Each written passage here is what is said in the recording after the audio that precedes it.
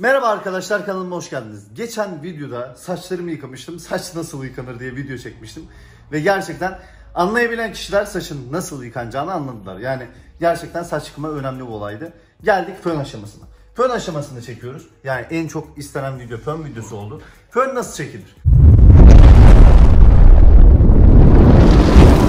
Öncesinde güzel, profesyonel bir kuaför tarağı kullanmanız lazım. Mesela Rodeo kullanabilirsiniz ya da Karaca kullanabilirsiniz.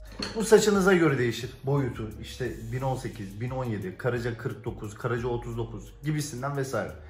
Şimdi yavaş yavaş başlayalım. Öncesinde saçımızı yıkadık. Yıkadıktan sonrasında ufak bir fön suyu sürdüm. Föne başlıyorum. Her zaman arkadan başlıyorsunuz. Saçın arkasını taramaya başlıyorsunuz. Sonra kat kat öne doğru geliyorsunuz. Şimdi gösterin.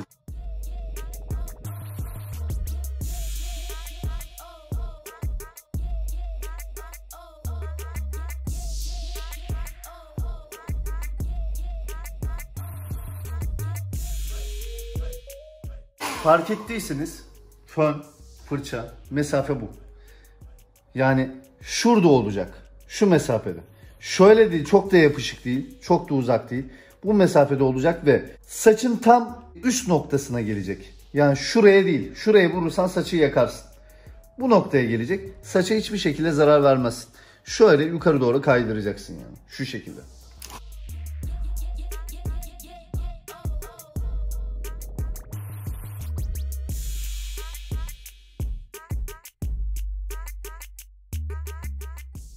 Ön kısımları yaparken fırçayı öne doğru çekiyoruz ve fark ettiyseniz böyle değil. Saçı dolamanız lazım fırçayı. Dolanacak saç. Yani şu değil. Yapacağımız olay bu aslında. Bu.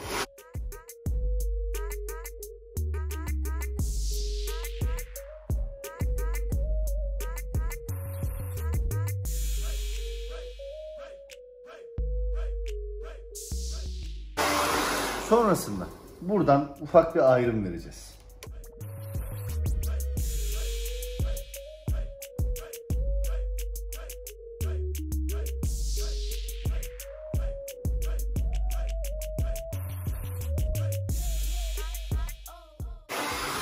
Spotla vuruyor ya saçıma. Bembeyaz gözüküyorum. Yani yapacağımız olay bu kadar basit aslında.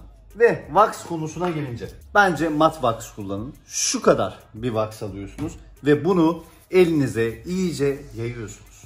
Yaparken parmak uçlarınızı kullanırsanız daha iyi olur. Şu şekilde. Ve wax'ı çok sürmek önemli değil. Önemli olan düzgün noktaya sürmek. Geçen videoda da bazı şeyler sormuşsunuz. Abi mentollü şampuan tavsiye ediyor musun gibisinden. Ben mentollü şampuanları tavsiye etmiyorum. Saçı çok fazla arındırdığı için, çok fazla temizlediği için asıl vitaminini alıyor yani. Bundan dolayı tavsiye etmiyorum. Yine bu kadar daha wax alıyorum. Saç kremi konusuna gelince bunu da sormuşsunuz. Saç kremini de bazı saçlarda kullanabilirsiniz, bazılarında kullanmazsınız. Yani boyalı saçlarda kullanabilirsiniz saç kremini. Ama bazı saçlarda saç kremi kullandığınız zaman aşırı yumuşak oluyor. Bu da fön çekmenizi biraz daha engelliyor. Bu kadar basit. Tabii spotun altındayım şu an. Sapsarı gözüküyor da saçlarım. Nasıl? Bence de güzel oldu. Ve sprey konusuna gelince ben spreyi sadece wax sürüldüğü zaman tavsiye ediyorum. Yani doğrudan doğal olarak sprey atmayın. Çünkü bu bir asit. Gördün mü? Bu asit direkt saçına wax sürmeden direkt derine temas ettiği zaman maalesef dökme yapıyor. Ama altta bir katman olduğu zaman, yani wax olduğu zaman hiçbir şekilde zararı olmaz. Ama saçınızı yine de yıkayacaksınız. Ama dediniz ki ya ben wax sürdüm, saçımı yıkamasam olur mu? Kaliteli bir wax kullanıyorsan, yani 3-5 liralık wax kullanmıyorsan, güzel bir wax kullanıyorsan tabii ki yıkamasan da olur. Bir zararı yok sprey atmadığı sürece. Ben yine bu videoda spreyin hangi mesafede sıkılması gerektiğini göstereceğim. Aşağı yukarı 20 santim kadar. Çok yakından sıkarsanız saçı kas katı yaparsınız. Mesela örnek olarak şuraya sıkacağım. Yanlış bu. Bu tamamen yanlış. Derime kadar geldi yani. Derime. Az önce ne anlattım? Asit olayı. Derime kadar geldi. Bu yanlış mesela. Burası kas katı olacak. Bak şimdi. Hem tel tel durdu hem de kas katı oldu. Ama sen spreyi şu mesafeden sıkarsan sonrasında şöyle bir avantajın daha olur. Parmaklarımı atıyorum. Saçı hala daha şekli sokabiliyorum. Tabii bu benim saç stilim. Siz istediğiniz saç stillerini farklı fönlerde çekebilirsiniz. Fönün mantığı bu. İstediğiniz başka modeller varsa onları da gösterebiliriz. Bence bu iyidir. Evet, sorularınızı bekliyorum.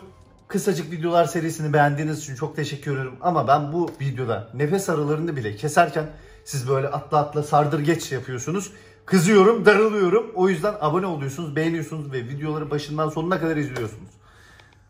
Unuttuğum bir şey kaldı mı? Fön olarak soruyorsunuz, abi hangi fönü kullanmalıyım? Kuaför fön makinesi kullanmanız gerekiyor.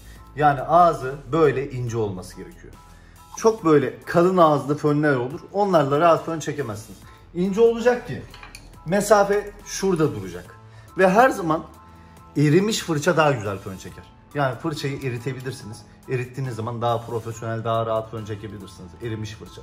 Ama taze fırçayla çok rahat fön çekemezsiniz. O yüzden fırçaların yaşlanmışı her zaman daha iyidir. Sormak istediğiniz başka soru varsa, unuttuğum bir şey varsa affedin. Hafta 2 konumuz ne olsun? Yorumlara yazın. Tek tek yapalım. Kısacık videolar serisi bu hafta bu kadar. Haftaya görüşmek üzere. Bye. Bye. Abone olmayı, yorum yapmayı unutmuyorsunuz. Yorum yapan takipçiler, beğenen takipçiler benim en değerli takipçilerimdir. Öpüyorum. Bye.